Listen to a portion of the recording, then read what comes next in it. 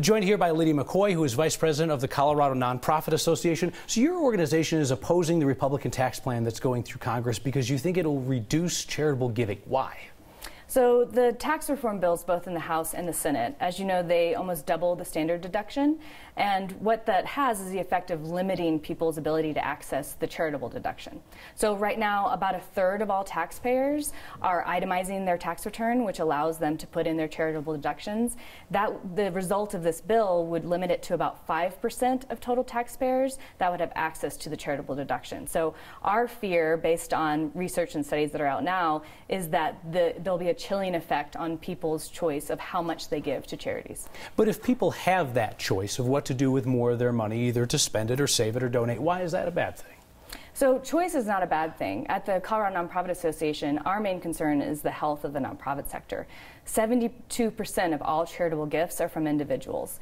And we know from our research that the tax incentive is a part of that decision-making process. So in 2014, our giving study at the Colorado Nonprofit Association showed that donors across Colorado say about 50% of them are considering the tax incentives when deciding how much to give to charities. That number increases to 75% when it's people with incomes over $100,000. So that's a pretty big chunk of people that are considering what the tax incentive would be when they're making their decision of how much to invest in the nonprofit. So let's talk about the folks that some would describe as wealthy. You describe folks above 100,000. Let's talk about the uber wealthy. Mm-hmm. They unquestionably stand to gain a lot by this current bill. They also give a lot to charity in America. The top 5% income-wise, according to the IRS, gives 33% of America's charitable dollars. Mm-hmm. Why wouldn't a tax bill that is very good for the uber wealthy not be very good for the charities that they give to? Mm-hmm. Well, nonprofits depend on a really diverse pool of donors. So we're working just as hard for those $5 and $10 donations as we are for the $50,000 donations. And especially for small nonprofits, they may have a pool of donors who don't have the capacity to give at that high level, but are giving very generously. So what we know about giving is that it's a U-shaped curve, with people with really high incomes giving a large percentage of their income and people with low incomes giving a large percentage of their income. About 3% on either end, right? So when you come into the U in the dip, that's the people who a lot of them are no longer going to itemize. We don't believe that the increase at the end is going to make up for the decrease in the middle, which is a big chunk. And as you point out, there are some nonprofits that aren't really getting a bite of those uber-rich dollars. Those might be more institutional givers who are giving to educational or medical institutions and are not giving to smaller charities in the community, perhaps. That's right. Yep. Other concerns that you guys are talking about in your community that you don't see a lot on the news when we're talking about this tax plan? Well, one of the things that we've talked about is the changes to the Johnson Amendment, which there is some conversation around the nonprofit's relationship with partisanship.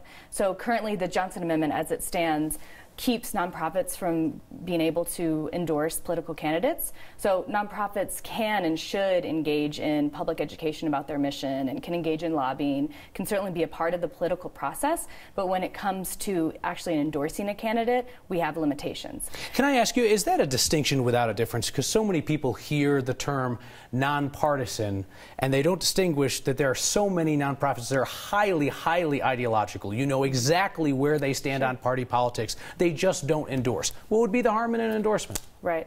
Well, I think the main concern nationally from the nonprofit sector is that it would create a real blurry line between a charitable contribution and a political contribution. So from talking with the fundraisers and nonprofit professionals that we have as members, their main concern is that they will be expected to be raising funds for political campaigns instead of for their mission and the desperate needs that the people that they serve or the arts community that's creating a thriving environment needs. So their concern is that it's going to be a distraction from their fundraising main goal, which is their programs and making sure they're making an impact. Last question. If we talk about the scope of the issue, so often when these political debates happen in Washington, everybody says it's the end of the world if this happens. It's the end of the world if this happens. What do you know about the potential impact if this goes through, particularly the doubling of the standard deduction? Mm-hmm. So we know that in Colorado, donors who gave with incomes of under $200,000 a year gave about $1.7 billion in charitable contributions last year, according to their tax records. And those people most likely will not have a tax incentive to give. I don't think that it will be that they don't give, because people give because they feel passionate about charities and they feel passionate about the people who have asked them to support the charities that they care about. But the question is, how much will they give, and will they change the amount according to the tax incentive change? That's our main concern.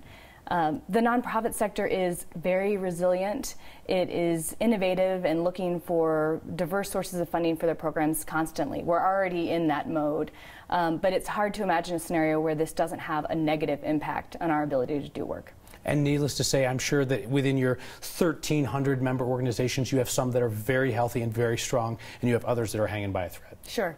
And we have groups that depend more on individual donations versus government contracts versus foundation grants. So some organizations will be more vulnerable than others, certainly. All right, Lydia McCoy from the Colorado Nonprofit Association, thank you for your time. Thank you. Thanks for putting up with my voice. Yeah, my pleasure.